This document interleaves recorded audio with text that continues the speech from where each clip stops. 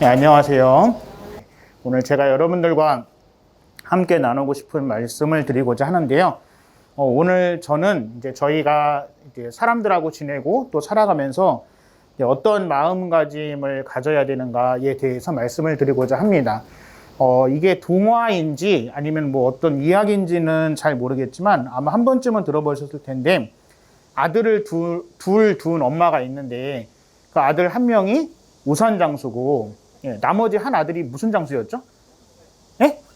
소금장수였나? 아무튼 네, 그죠? 소금장수여서, 그래서 엄마가 이제 비가 와도 걱정, 그죠? 비가 안 와도 걱정이다라고 이야기를 하는 게, 그게 뭐 동화인지 이야기인지는 모르겠지만 이제 그걸 가지고서 오늘 여러분들에게 말씀을 드리고자 하는데, 그 어머니에 대한 이야기를 꼭 하자는 건 아니지만, 그러니까 약간 어머니니까 당연히 자식들에 대해서 근심 걱정이 있으신데, 그거를 굳이 심리학적으로 이야기를 하자면 부정적인 생각만 하시는 거잖아요. 그죠? 그러니까 그거를 긍정적으로 생각을 하시면 비가 오는 날은 또 우산장수 아들이 장사가 잘 되는 거고, 그죠? 비가 안 오는 날은 소금장사 아들이 장사가 잘 되는 거다라고 생각을 하면 되는데, 아무래도 어머니다 보니 우산장사 아들도 1년 내내 장사가 잘 돼야 되고, 소금장수 아들도 1년 내내 장사가 잘 돼야 되고, 근데 아시다시피 1년 내내 비만 온다거나 1년 내내 비가 한 방울도 안 온다. 그러면 뭐 그 어머니의 뭐 개인적인 뭐 바램과는 상관없이 사람이 살아갈 수는 없겠죠. 그죠? 그래서 우리가 마음가짐을 어떻게 가져야 되는가가 굉장히 중요하다고 생각하는데요. 제가 한번 말씀드렸던 것 같긴 한데, 저는 어렸을 때부터 살면서 이제 저희 아버지에 대한 마음가짐이 굉장히 안 좋았습니다. 안 좋았는데, 항상 저희가 국민학교 다닐 때부터도 아버지가 뭐라고 얘기했냐면, 고등학교 때까지는 내가 돈을 내주는데, 대학부터는 니네 돈으로 다녀라. 그러니까 나는 니네들 돈 주려고 이 세상 사는 것도 아니고, 내가 니네들 돈 주려고 내 돈 버는 것도 아니다. 이런 얘기를 하셔서, 그 어릴 때는 그냥 뻥인 줄 알았거든요. 뻥이거나 겁주려고 하는 얘기인 줄 알았습니다. 근데 나중에 이제 제가 대학교를 갔는데, 이제 등록금을 제 돈으로 안 내고, 아버지가 돈을 주면 좋은 학교를 갈 수 있었어요. 합격도 다 했으니까. 대학교가 3개 붙었는데, 근데 이제 아버지가 돈을 안 준다는 게 뻥이고 그 협박인 줄 알고, 겁주는 건 줄 알고, 이제 제가 이제 좋은 학교에 대한 붙어서 아버지한테 등록금을 달라고 얘기했더니, 내가 국민학교 때부터 했던 얘기가 뻥인 줄 아냐고. 진짜였다. 네가 알아서 해라. 그래서 이게 뻥이 아니었구나. 그래가지고 그 대학을 포기를 하고 4년 장학생을 주는 학교로 제 스스로 이제 다운그레이드해서, 공부를 못해서 간 게 아니라 다운그레이드해서 갔습니다. 근데 문제는 등록금은 해결이 됐는데, 학교를 다니려면 여러 가지 필요한 돈이 있잖아요. 그러니까 등록금이 안 주는 분이 나머지 돈을 줄 리가 없어요. 그래가지고 어떻게 해야 되나 해서 이제 알바를 찾아봐야 되는데, 그 당시에 제가 9학번인데 그 당시에 알바로 학교 생활도 별 지장이 없으면서 알바를 해서 학교를 다닐 수 있을 만큼 돈을 주는 게 신문 배달밖에 없었어요. 그래가지고 제가 신문 배달을 이제 하게 됐는데, 내가 신문 배달을 해야 된다라는 그 상황을 받아들이기가 굉장히 어려웠거든요. 그러니까 왜냐하면 저희 집은 뭐 그렇게 부잣집은 아니었지만, 집은 가난한데 아버지는 부자였거든요. 그래서 되게 이상하게 들리실 수도 있지만 저희 집은 되게 가난했습니다. 근데 저희 아버지는 엄청 부자였는데, 그래서 저희 아버지는 이렇게 돈을 주거나 이런 분이 아니었기 때문에, 또 어렸을 때부터도 우리 아버지는 부자인데 우리 집은 왜 가난한가에 대한 어떤 그런 불만이 있었어요. 아버지에 대한 불만이.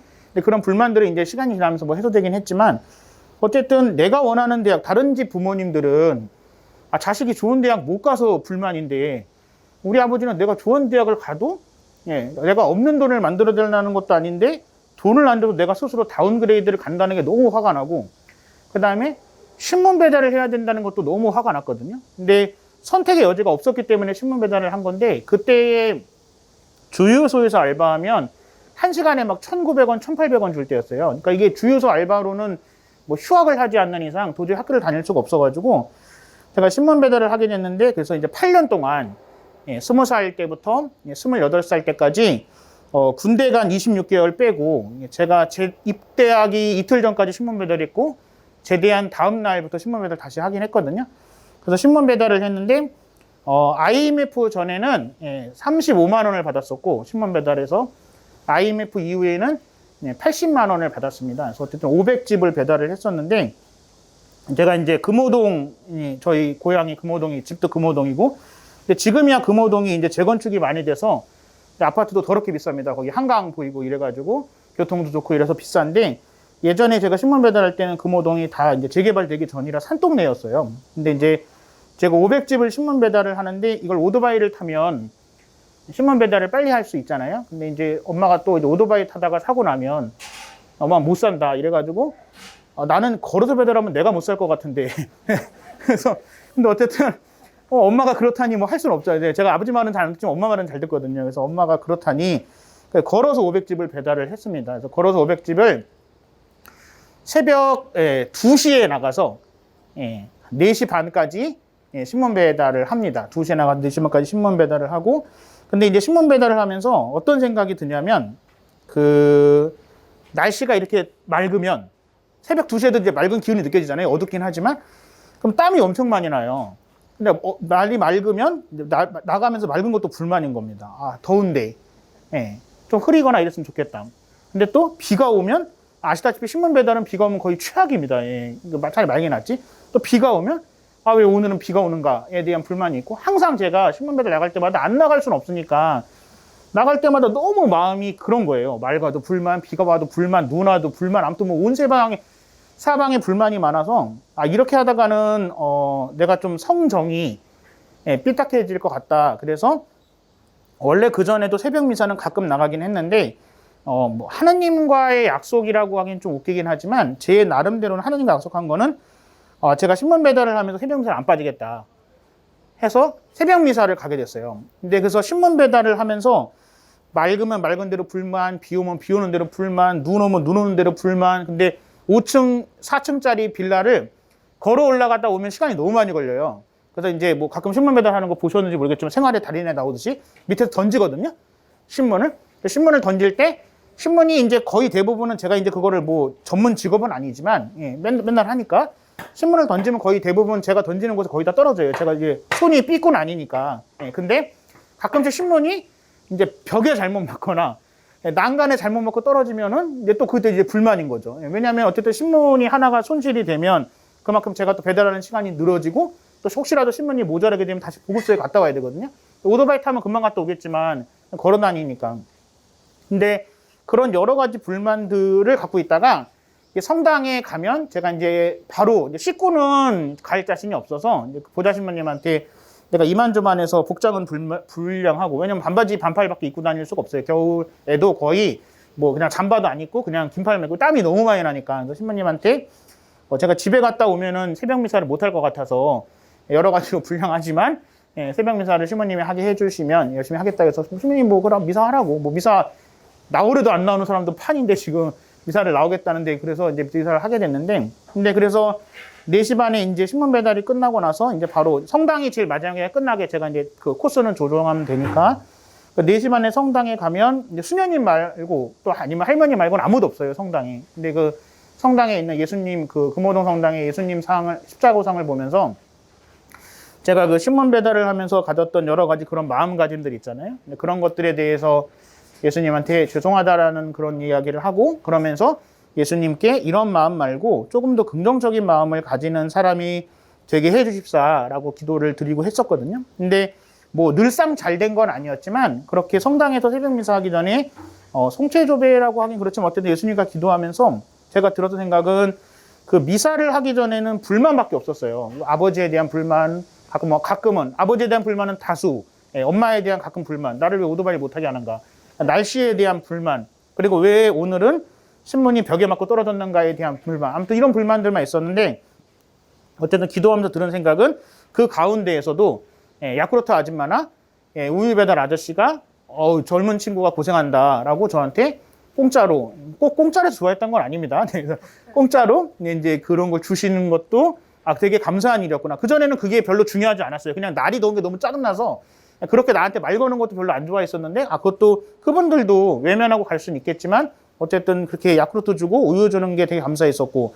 아니면은 그 일찍 출근하는 분들이 어린 친구가 고생한다 이렇게 얘기하면서 그 자리에서 신문 사주는 분도 있었어요. 신문 보는 분은 아니었는데 그냥 어린 친구가 고생하는 걸 보고 내가 이 친구한테 지금 해줄 수 있는 건 없지만 신문이라도 사줘야 되겠다. 그런 것도 저한테는 되게 감사한 일이었고, 그리고 참고로 이제 그거는 과외 수입이거든요.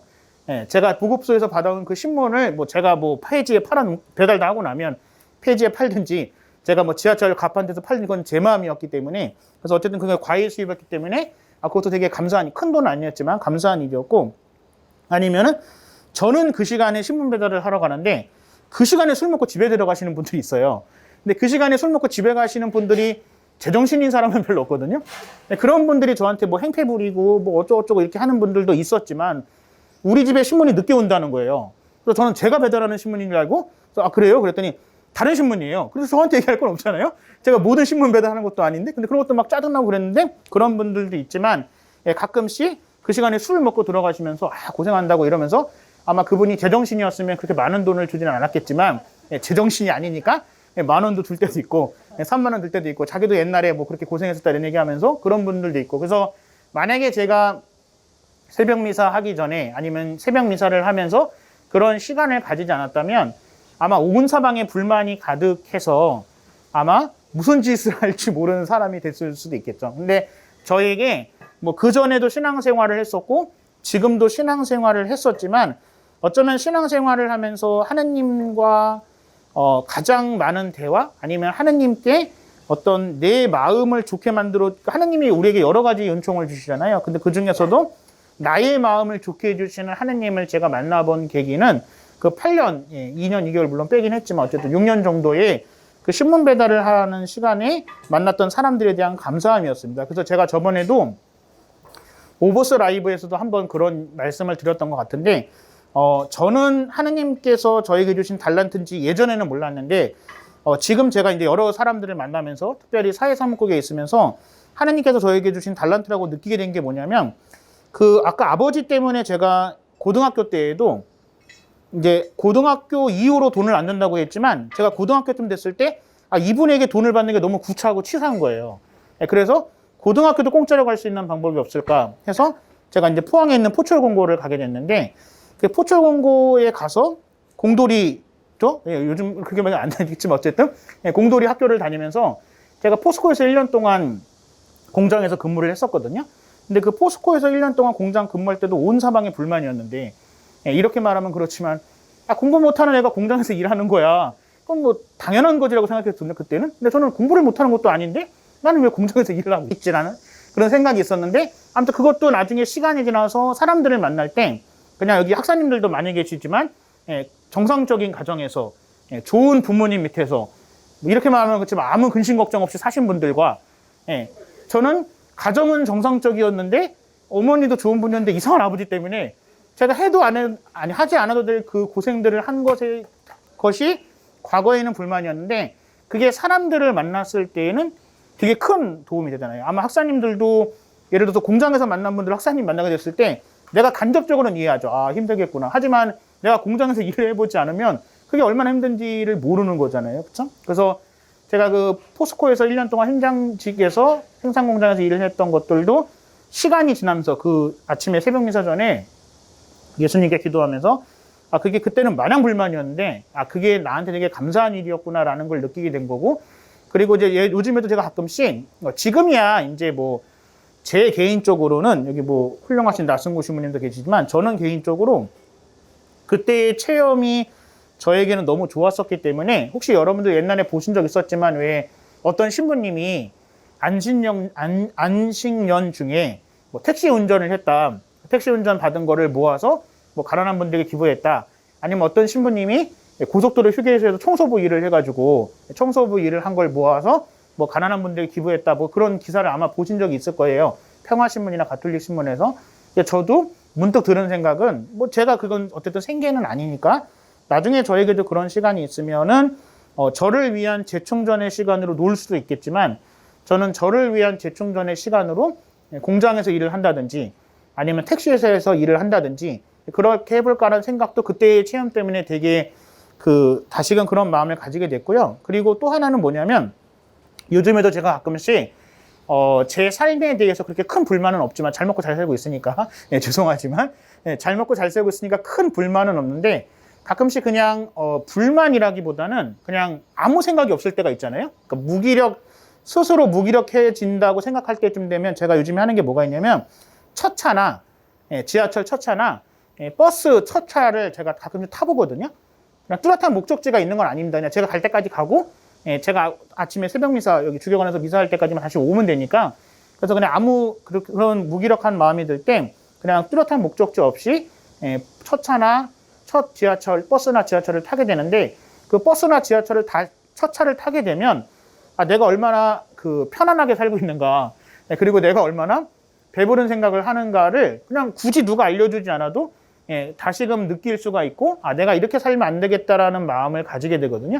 그래서 저 같은 경우에는 그래서 제 마음이 조금 더 이렇게 부정적이라고 하긴 그렇지만 어쨌든 제 마음이 안 좋은 쪽으로 가게 될 때는 가끔씩 첫 버스나 첫 지하철을 타면서 이런 분들이 이렇게 힘들게 버신 돈으로 교회를 위해서 저를 위해서라고 하긴 그렇지만 어쨌든 저를 포함한 교회를 위해서 봉헌을 하시는 거고 이분들이 이렇게 시간을 내서 교회를 위해서 봉사하시는 건데 이런 분들에게 적어도 내가 뭐 자랑스럽거나 당당하진 않다고 하더라도 적어도 내가 부끄럽진 않은 사제가 돼야 되겠다라는 생각을 다시금 다지는 계기는 됐습니다. 그래서 저는 이렇게 마음가짐을 바꿨기 때문에 뭐 여러분들 보시기는 어떨지 모르겠지만 저는 제 나름대로 어떤 아버지에게서의 어떤 그런 기운을 많이 안 받았다고 생각을 하는데 제가 이제 개인적으로 좀 안타까운 거는 제가 남동생이 있고 여동생이 있는데 걔네는 고등학교밖에 못 나왔어요. 그러니까 제가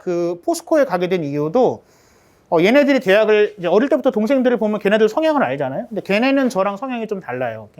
저희 아버지가 되게 싫어하는 애들 2명이 걔네들이고 저는 말을 안 들어서 싫어하는 거지 하는 짓은 아버지랑 똑같습니다. 그러니까 자기랑 똑같아서 싫어하는 건지는 잘 모르겠는데 그래서 제가 이제 포스코에 가게 된 것도 동생들 대학 가려면 제가 등록금을 줘야 되니까 우리 아버지는 죽어도 안 줄 거니까 그래서 이제 제가 동생들한테 등록금을 줘야겠다는 생각을 가지고 이제 포스코에 가긴 했지만 어쨌든 그래서 동생들은 대학을 못 나왔어요. 이제 공부를 못해서 못 나온 게 아니라 아버지가 돈을 주지 않아서. 근데 이제 그게 가끔씩 동생들을 만나면서 되게 안타까운 거는 제가 46살이고 남동생이 44살이고 여동생이 43살이거든요.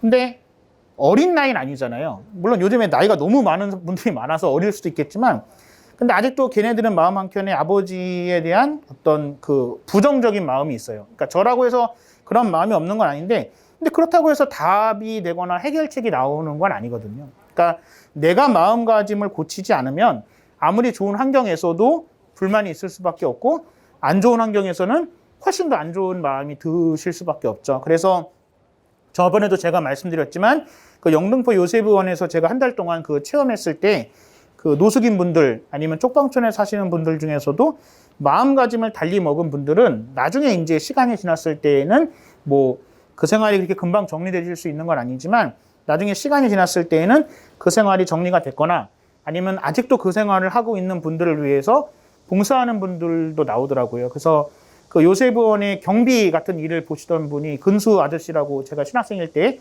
있었는데 돌아가셨지만 그분이 지독한 알코올 중독자였어요. 그래서 그것 때문에 폭력을 많이 행사해서 이제 가족들이나 와이프랑 자식들도 다 그분을 버리고 떠났는데 선우경식 원장님만 그분에 대해서 끈기 있게 해서 그분이 나중에 요셉의원에서 다른 어떤 알코올 중독자들이나 노숙인 분들이나 쪽방촌에 계시는 분들을 위해서 봉사하시는 분이 되시는 그런 모습을 봤거든요. 그래서 여기 명동밥집에 오시는 분들 중에서도 뭐 쉽진 않지만 그렇게 좋은 마음가짐을 가지고 좋게 되시려고 하는 분들에게 적어도 여러분들이 봉사하러 왔을 때 나를 힘들게 할 수도 있고 그분들이 뭐 말 같지도 않은 얘기를 할 수도 있겠지만 그런 거와 상관없이 긍정적인 마음을 가지셨으면 그래서 아까 제가 처음에 우산장수랑 소금장수 둔 어머니 말씀드렸던 것처럼 자식 2명이 다 비가 오면 비가 오는 대로 맑으면 맑은 대로 잘 된다는 마음을 가지시는 게 긍정적인 마음인 거니까 근심 걱정이 너무 지나쳐서